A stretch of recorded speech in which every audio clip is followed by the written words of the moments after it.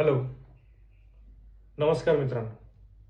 आज दिवस 9वा, day 9, the series of the dark truth of corporate. तर आज मला हे एका विषयावर बोलायचं आहे की भीती, जे तुमचं फिअर कल्चर ज्याला म्हणतात कॉर्पोरेटमध्ये. जेव्हा एक जुना जो एम्प्लॉई असतो, समजा वर्ष 2 वर्ष ज्याने काम केलेलं असतो, जेव्हा तो एखाद्या गोष्टीची मागणी करतो तर त्याला कंटिन्युअस डेडलाईन्स दिल्या जातात. म्हणजे कंटिन्युअस असं सांगितलं जातं की ठीक आहे, ह्या मंथमध्ये नाही तर पुढच्या मंथमध्ये 10 तारीख, 20 तारीख, 25 तारीख असं सांगितलं, तारीखवर तारीख येत असते. असं करता करता ते दिवस कंटिन्युअस पुढे लोटले जातात. म्हणजे जोपर्यंत तुम्ही काही बोलत नाहीत किंवा सायलेंटली तुम्ही डेडलाईन्स ऐकून घेतात की नाही, ह्या महिन्यात नाही, पुढच्या महिन्यात होईल, तर त्या गोष्टीवर जोपर्यंत तुम्ही आवाज उचलत नाही तोपर्यंत ह्या गोष्टी पुढे चालत राहणार. की तुम्ही ऍज अ गुड एम्प्लॉय म्हणून तुम्ही दिसणार की नाही, काम करतोय व्यवस्थित, हे सगळं करतोय. पण जेव्हा तुम्ही त्या गोष्टींवर चर्चा करायला जातात, म्हणजे की मी मागितलेली गोष्टी खूप डेडलाईन्स होऊन गेल्या, आता काय झालं, का ते मिळत नाहीये, बघा याच्यावर म्हणजे मला चर्चा करायची.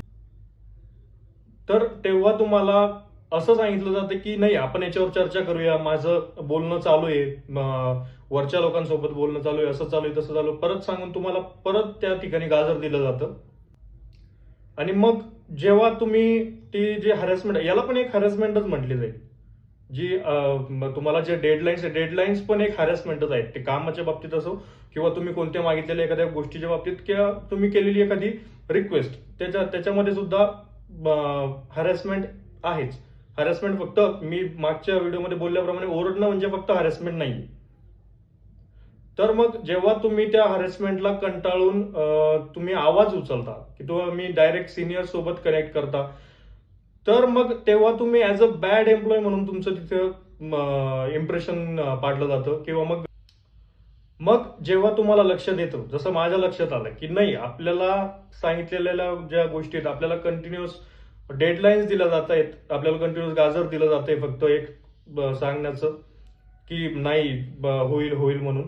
मग जेव्हा तुम्ही कंटाळून सोडण्याचा प्रयत्न करता की नाही, मला इथे नाही थांबायचं, मग त्याच्यानंतर चालू होतं तुमचं अजून पुढची हॅरेसमेंट, जी त्या पिरियड नंतर जी पुढची.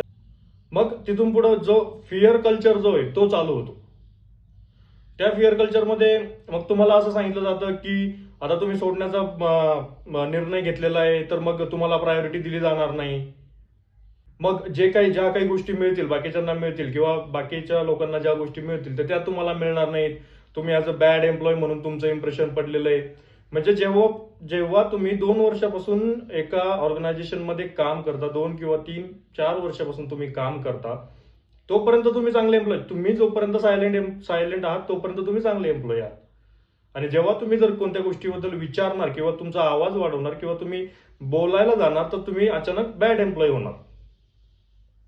मग त्याच्यात भीती दाखवली जाते की नाही, मग तुम्हाला प्रायोरिटी दिली जाणार नाही, ऍट द एंड तुम्हाला मिळेल का नाही हे माहिती नाही.